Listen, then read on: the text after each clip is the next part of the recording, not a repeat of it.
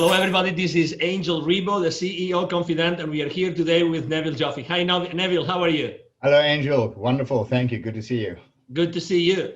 So for everybody that maybe doesn't remember, Neville Joffe has been for the last almost 30 years, teaching financial literacy and financial principles so that the companies become aware of the financial implications of their business decisions. And we are here today to talk about some of the principles of Neville Joffe's theme, which actually he's been explaining to executives for so many years, which is what gets measured gets managed. So Neville, welcome again here. So why do you think that getting things measured to being managed is so important today? Angel, if you use a metaphor of a physician examining a patient who say, look, I'm not feeling well. I say, well, what do you mean you're not feeling well? I was not feeling well.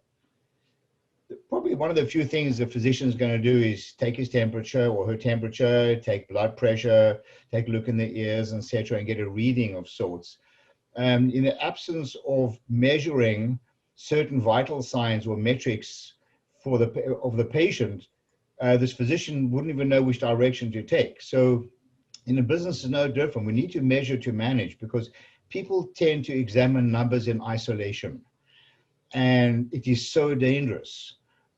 People look at revenues going up. Yeah, like, so what? What about your costs and so on? So having the right kinds of measurements, and I say the right kind of measurements, not a lot of measurements, I mean the right kinds of measurements, is so important for business health and to influence operational behavior by people who drive the profits in the business. You touched upon a very important point, which is revenues are up and so what? But right now, the same way we can say, okay, revenues are down. So what? Does that mean that the profitability of the company has been compromised? No, far from it. Sometimes to the contrary. Many years ago, I bought an equity position in a vertical manufacturing company that's fully integrated. That is, for those who are not familiar with the term, and we employed about 400 unionized employees. So it was a very nice sized business. The problem was that a lot of the employees were engaged in manufacturing product that was high on the revenue line on the P&L, but was sucking up resources in the company. And it wasn't the kinds of products that were the core skill of this organization. Long story short, we did some process mapping, and we went back and did some testing of utilization resources, and we cut out this particular line of business, which reduced our revenues by almost a third. But associated with that, we got rid of a lot of the associated costs. Well, guess what? Started making money. So sometimes it's important to evaluate the cost of driving certain revenues. Everyone should be aware of this, and be cognizant of the relationship between cost and sales. And everybody in the organization should know how to measure this. Does that mean that, for instance, today, and I would say most of the companies in the world are really with the revenues down compared to last year? Does that mean that if they actually took the necessary measures, they could actually still have profits and free cash flow? Yes, and I don't want this to sound like a glib statement, because this is not necessarily true for all companies. Under the circumstances in which we find ourselves now, with COVID, there are a lot of challenges with a lot of companies. But I believe there are opportunities in certain companies that have been carrying a lot of fat, if you will, a lot of unnecessary expenses. And now's the time for people to start evaluating very carefully what their core skills are, their operating costs. A lot of people, we tend not to press the reset button and go back and evaluate interesting versus useful.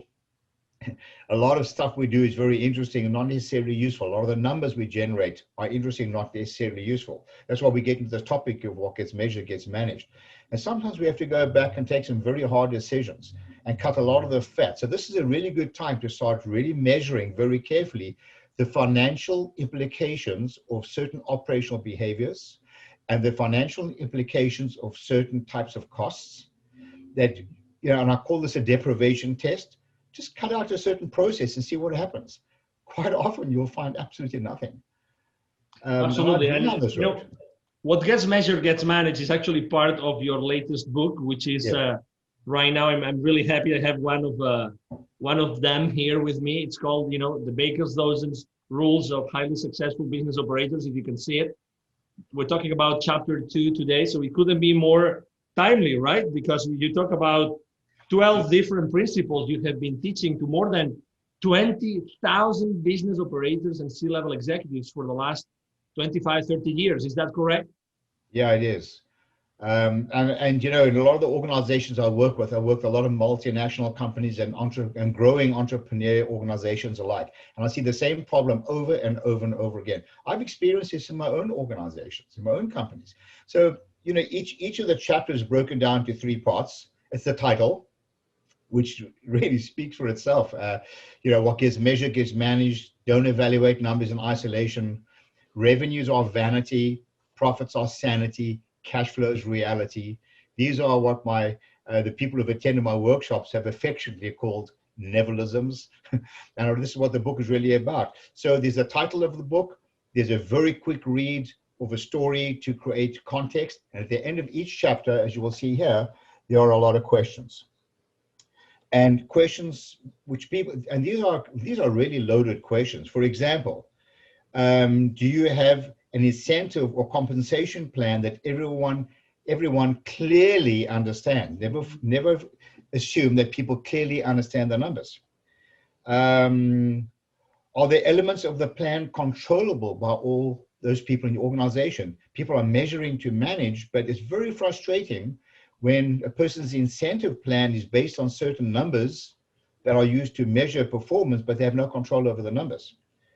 Do you have financial transparency? Does your accounting department clearly communicate the financial results to your employees and how they may improve the numbers without fancy financial jargon? I can tell you, Angel, that I've been teaching this, as you said, for decades, and I've tested literally thousands of people, and I find the consistent results across the board, from grassroots, blue-collar workers to corporate executives, non-financial executives, that is. And I found that consistently people are less than 40% financially literate. Can you imagine expecting people to make financial decisions based on numbers when they don't understand the financial implications?